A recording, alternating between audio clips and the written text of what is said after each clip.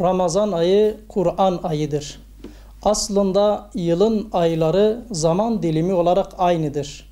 Birbirinden farklı değildir. Ancak önemli bazı olayların meydana geldiği bazı aylar, günler, geceler diğer zaman diliminden farklı olabiliyor. Ramazan ayı da böyledir. Ramazan ayı 11 ayın sultanıdır. Ramazan ayını 11 ayın sultanı yapan Kur'an-ı Kerim'in bu ayda indirilmiş olmasıdır. Kur'an-ı Kerim Cebrail aleyhisselam vasıtasıyla Ramazan ayında Peygamber Efendimiz aleyhissalatu vesselama nazil olmuştur. Kur'an-ı Kerim Ramazan ayından söz ederken Ramazan ayı insanlara yol gösterici, doğrunun ve doğruyu eğriden ayırmanın açık delili olarak Kur'an'ın indirildiği aydır. Demek ki Ramazan ayını diğer kameri aylardan üstün kılan, faziletli kılan şey Ramazan ayında Kur'an-ı Kerim'in indirilmiş olmasıdır. Bizler Müslümanlar olarak bu vesileyle Kur'an-ı Kerim'i hayatımıza indirmeliyiz. Hayatımızın her alanında Kur'an-ı Kerim'i konuşturmalıyız. Kur'an-ı Kerim'i yaşatmalıyız. Çünkü Kur'an-ı Kerim insanlar için inmiştir. İnsan bu dünya ve ahirette Kur'an-ı Kerim'le hayat bulacak, Kur'an-ı Kerim'le mutlu olacak. Böyle bir kitabı kendi hayatına rehber edinen bir insan şaşırmaz. Ona sımsıkı sarılan insan yanlışa düşmez. Onu okuyan bir insanın sevabı da eksik olmaz. Bizler her konuda olduğu gibi Ramazan ayı konusunda da Peygamber Efendimiz sallallahu aleyhi ve sellem ve ashabını örnek almalıyız.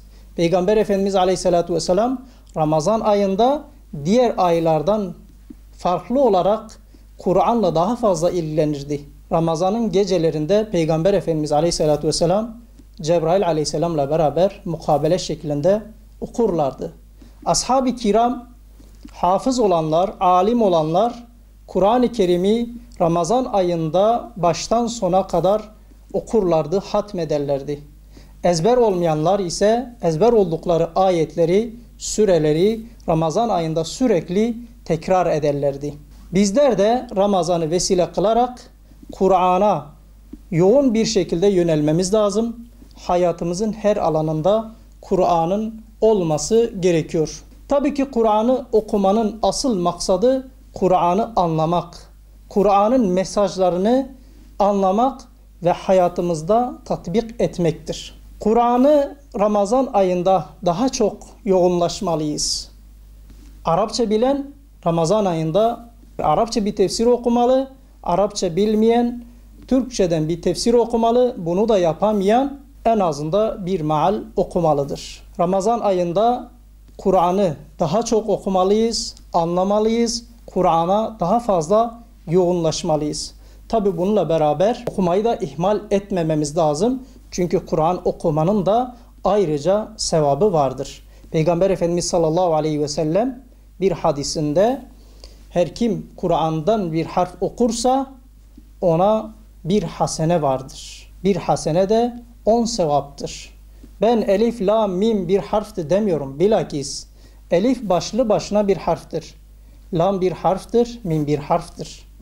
Peygamber Efendimiz aleyhissalatu vesselam bu hadisinde de görüldüğü gibi Kur'an'ı okumak da ayrıca sevaptır. Kur'an mübarek bir kitaptır. Kur'an Ramazan ayını 11 ayın sultanı yaptığı gibi kendi hayatına Kur'an'ı indiren insan da diğer insanlardan faziletli olmuş olur. Kur'an'ı öğrenmemiz de gerekiyor. Ramazan vesilesiyle Kur'an okumasını bilmeyen insanlar da bu vesileyle Kur'an'ı öğrenmeleri gerekir. İmkanlarına, şartlarına bakmaksızın Kur'an'a yönelmeleri gerekir ve bu Ramazan vesilesiyle Kur'an'ı öğrenmeleri gerekiyor. Bu konuda okumayı bilenlere de büyük bir iş düşüyor. Bilmeyenlere öğretmelidirler. Onlara yardımcı olmaya çalışmalıdırlar. Çünkü Peygamber Efendimiz aleyhissalatu vesselam bir hadis-i şeriflerinde şöyle buyuruyor. En hayırlınız Kur'an'ı öğrenen ve öğreteninizdir. Bizler eğer Kur'an'ı okumayı bilmiyorsak Ramazan'ı vesile kılarak ihlaslı azimli bir şekilde bu mübarek ayda Kur'an'ı öğrenmeye çalışmalıyız ki Ramazan ayın mübarek bereketiyle Kur'an'ı da öğrenmiş olacağız. Bu konuda gayret içerisinde olmalıyız.